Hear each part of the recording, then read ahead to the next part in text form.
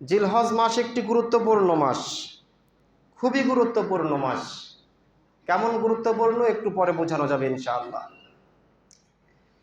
তো আল্লাহ সুবহানাহু ওয়া তাআলা বলতেছেন, সূরা ফাজরের মধ্যে এসেছে, ওয়াল ফাজরে ওয়া লায়ালিন আশর, শপথ প্রভাতের এবং শপথ 10 রাত্রির।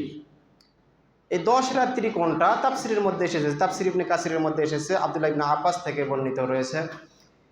এই 10 রাত্রি হচ্ছে জিলহজের প্রথম 10 দিন, অর্থাৎ আজকে জিলকদের 29 তারিখ, সূর্য অস্তমিত যাওয়ার সঙ্গে সঙ্গে জিলহজ পড়ে যাবে। এই জিলহজ পড়ে গেলেই এই গুরুত্বটা আমাদের শুরু হয়ে যাবে। তো এই 10 রাত্রিটা 10 দিন, এটি হচ্ছে জিলহজের প্রথম দশক, প্রথম 10 দিনের কথা উল্লেখ করা হয়েছে। আপনি সহিহুল বুখারী খোলন, 969 নম্বর হাদিস, তিরমিজি 757 নম্বর হাদিস।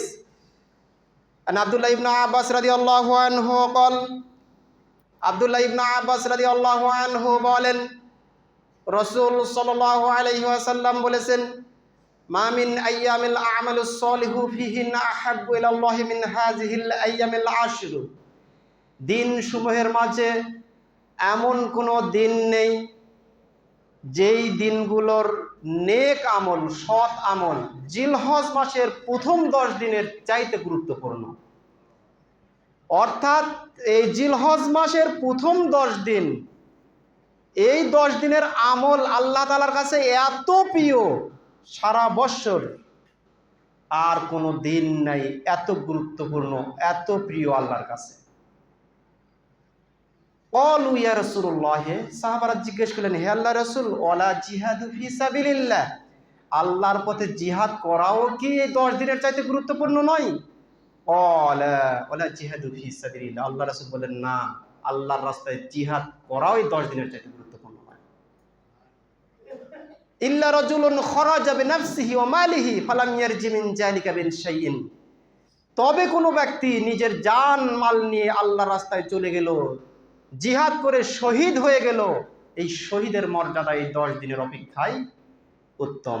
তাহলে আবার বুঝে ফেলে দিয়েছেন আপনি যে জিলহজ মাসের 10 দিনের গুরুত্ব আল্লাহ তাআলার কাছে কত বেশি, কত বেশি। আল্লাহ রাসূল যে বলতেছেন আল্লাহর কাছে এমন কোনো দিন নেই যে জিলহজ মাসের প্রথম 10 দিনের আমল এত প্রিয় আল্লাহর কাছে হয়, সারাটি বৎসরে এরকম আর কোনো দিন নেই।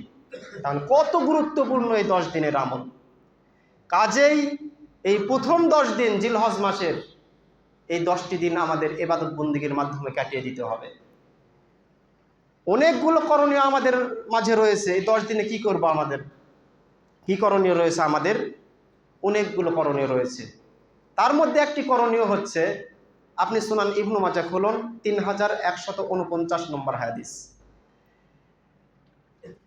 3149 নম্বর হাদিসে বলা হচ্ছে, আন উম্মে সালামা রাদিয়াল্লাহু আনহা ক্বালাত ক্বালা রাসূলুল্লাহ সাল্লাল্লাহু আলাইহি ওয়াসাল্লাম, উম্মে সালামা রাদিয়াল্লাহু আনহা বলেন, রাসূল সাল্লাল্লাহু আলাইহি ওয়াসাল্লাম বলেছেন, ইযা দাখালাল আশরু ওয়া আরাদা আহাদুকুম আইয়ুদাহিয়া ফালা ইয়ামাসসা মিন শা'রিহি ওয়া বাশারিহি শাইআ।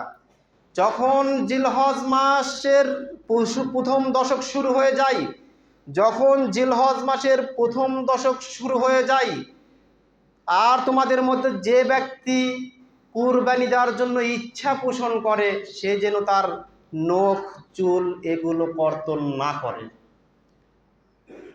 তাহলে আজকে আমাদের জিলকদের 29 তারিখ শেষ। আজকের দিন সূর্য অস্তমিত যাওয়ার সঙ্গে সঙ্গে আমাদের জন্য হাতের নখ, পায়ের নখ, মোষ, এরপর নাভির নিচের পশম, বগলের পশম, এগুলো কাটা আমাদের জন্য নিষেধ হয়ে যাবে আজকের দিন যাওয়ার সঙ্গে সঙ্গে। যাদের প্রয়োজন আজকের দিনের মধ্যে এগুলো কর্তন করে নিতে হবে।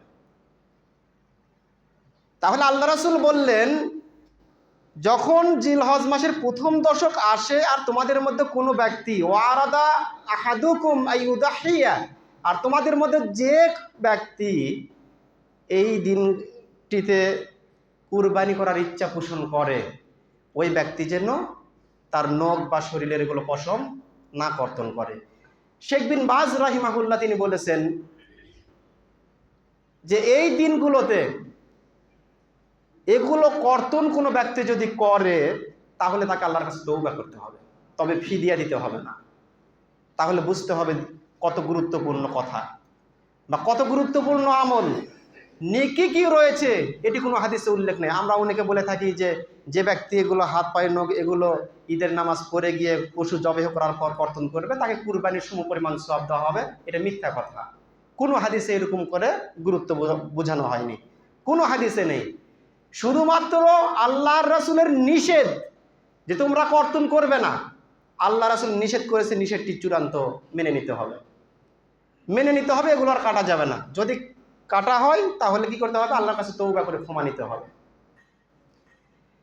এখন কথা হচ্ছে হাদিসের শব্দের দিকে তাকালে বোঝা যাচ্ছে যে ওয়া আরাদা আহাদুকুম আইয়ুদিহা, তোমাদের মধ্যে যে ব্যক্তি কুরবানির ইচ্ছা পোষণ করে এই ব্যক্তি শুধু কর্তন করবে। এই জন্য অনেক ওলামায়ে কেরামগণ বলেন পরিবারের পক্ষে যিনি গার্জিয়ান, যিনি কুরবানি করবেন, মনে করেন আমার পরিবারের আমি, আপনার পরিবারের আপনি, এই ব্যক্তির জন্য শুধু এগুলো কর্তন করা নিষেধ, বাদ বাকি সকলের জন্য কর্তন করা যাবে। কাজে আমরা দ্বিমতে আমরা যদি না যেতে চাই, যে আমরা কোনো মতনৈক্য যেতে চাচ্ছি না, তাহলে আমরা সকলেই এই কাজগুলো থেকে বিরত থাকব। আজকে সন্ধ্যার আগে যদি প্রয়োজন হয় এগুলো কেটে নিব, আর সন্ধ্যার পর থেকে কুরবানি করার আগ পর্যন্ত এগুলো কোনো কিছু আর কর্তন করব না ইনশাআল্লাহ। এরপরে যেহেতু এই মাসের গুরুত্ব এত বেশি প্রথম দশকের, কাজেই এই প্রথম দশকে আমাদের বেশি বেশি নফল সাওম পালন করতে হবে, বেশি বেশি তওবা ইস্তিগফার করতে হবে, জিকির আজকার করতে হবে, আল্লাহর কাছে ক্ষমা চাইতে হবে এই দিনগুলোতে বেশি বেশি করে। এরপরে এই মাসের আরও গুরুত্ব রয়েছে। এই মাসের 9 তারিখ থেকে আপনার তাকবীরে তাশরিক, যেটি ঈদের তাকবীর, আল্লাহু আকবার আল্লাহু আকবার লা ইলাহা ইল্লাল্লাহ আল্লাহু আকবার, এই তাকবীর আমাদের বলতে হবে। এরপরে সামর্থ্য থাকলে হজ উমরা করতে হবে এই মাসে, এরপরে সামর্থ্য থাকলে কুরবানি করতে হবে। এতগুলো কাজ আমাদের এই প্রথম দশকে রয়েছে। তা আল্লাহ রাসূল সাল্লাল্লাহু আলাইহি সাল্লাম যেহেতু বললেন এই মাসের এত গুরুত্ব, এত গুরুত্ব, এত গুরুত্বের পর আমরা অনেকেই বলে থাকি তাহলে এই মাসের